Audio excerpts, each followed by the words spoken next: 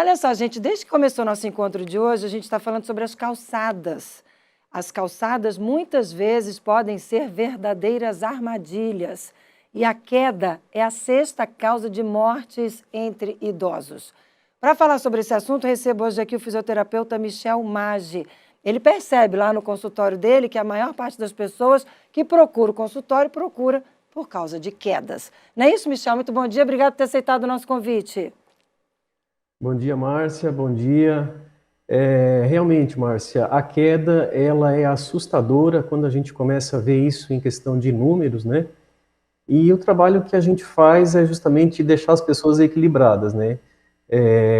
As quedas, elas, em números, a gente só perde para acidente de trânsito em relação a mortes evitáveis. E agora, com a volta, né, assim, com o retorno dessa... digamos, com as medidas de restrição, né, depois da pandemia, as pessoas começam a ir para as ruas e as calçadas, elas acabam sendo um grande risco, né? Eu sempre digo que é como se a gente estivesse dirigindo e sem usar cinto de segurança, né? Então, a gente tem aí muitas calçadas, as nossas vias públicas realmente estão esquecidas aí pelo poder público, e quem acaba pagando isso são os pedestres, são os usuários. Infelizmente, a gente precisa sair de casa com cuidado, né? Porque hoje em dia é um risco sair de casa, né? É um estudo feito no estado de Minas Gerais, 43% das pessoas têm medo de sair de casa, as pessoas acima de 50 anos. Então, o que passa a ser um passeio, acaba sendo um passeio com medo e com risco, né? Então, só que a gente tem que pensar também, né, Márcia, que as quedas não acontecem só nas ruas, né? A gente tem que pensar, as quedas também acontecem em casa. Mas as calçadas realmente acaba tendo um problema, né?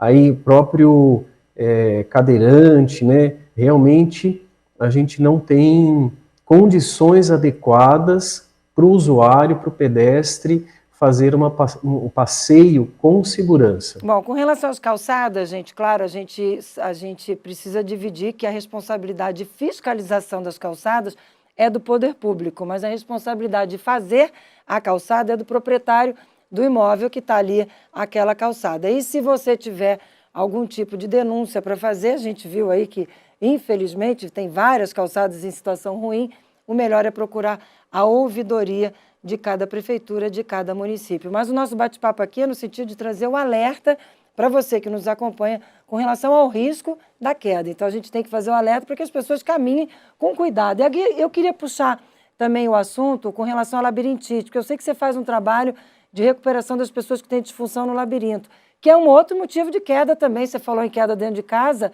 é um risco cair dentro de casa e também é um risco para quem tem labirintite, né? É isso mesmo, Márcia. Agora, com o envelhecimento populacional, né, as pessoas, né, a gente tem aí 700 mil idosos por ano, 700 mil pessoas que entram na faixa de idoso por ano. E a gente sempre diz que a BR-101 dentro de casa é o caminho da cama até a porta do banheiro, né? Então, essas pessoas, elas saem da cama para ir no banheiro à noite, alguma coisa, e ali elas podem cair, e uma queda, às vezes, ela pode ser um dano irreparável. Algumas quedas podem levar, inclusive, à morte, e ela causa um transtorno enorme na família, né? E muitas quedas, elas podem ser evitáveis, né? Então, a gente sempre diz o seguinte: nas quedas eu tenho um problema do próprio organismo, né, do próprio corpo, e eu tenho um problema também da estrutura, desse ambiente, né? Então, por exemplo, se a gente for ver aqui, eu tenho um modelo aqui do labirinto, né? Eu sempre digo que o nosso labirinto tem uma estrutura aqui, os canais, né?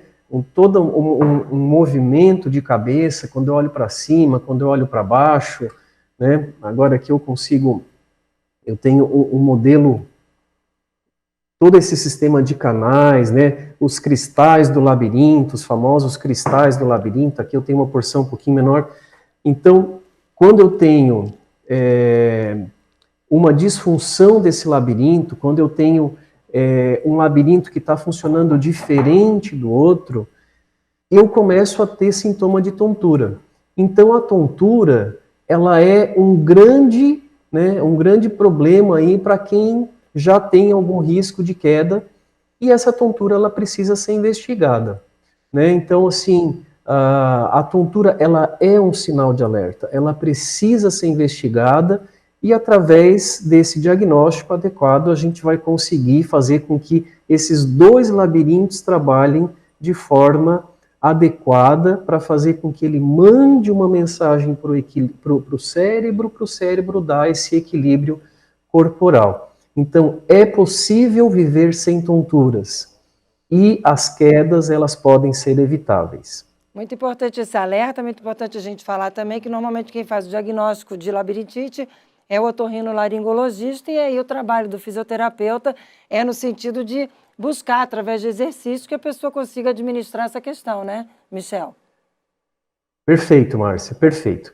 É importante ter esse caminho, né, esse diagnóstico para o trabalho do fisioterapeuta garantir, né, o trabalho, garantir o sucesso dos exercícios e do processo de reabilitação.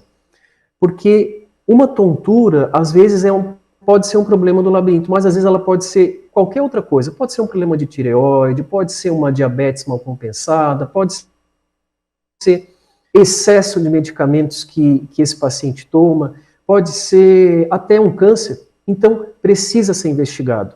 Tontura é igual febre. Tontura é um sinal de alerta. Precisa sim ser investigada. Depois disso, entra o nosso trabalho de reabilitação. E aí a gente brinca que é como se a gente fosse fazer balanceamento e geometria.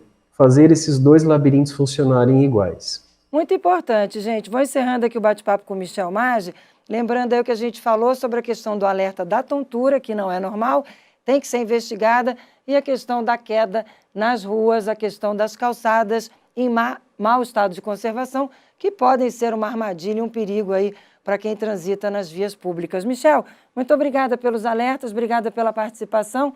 Ótimo dia de trabalho para você, até uma próxima oportunidade.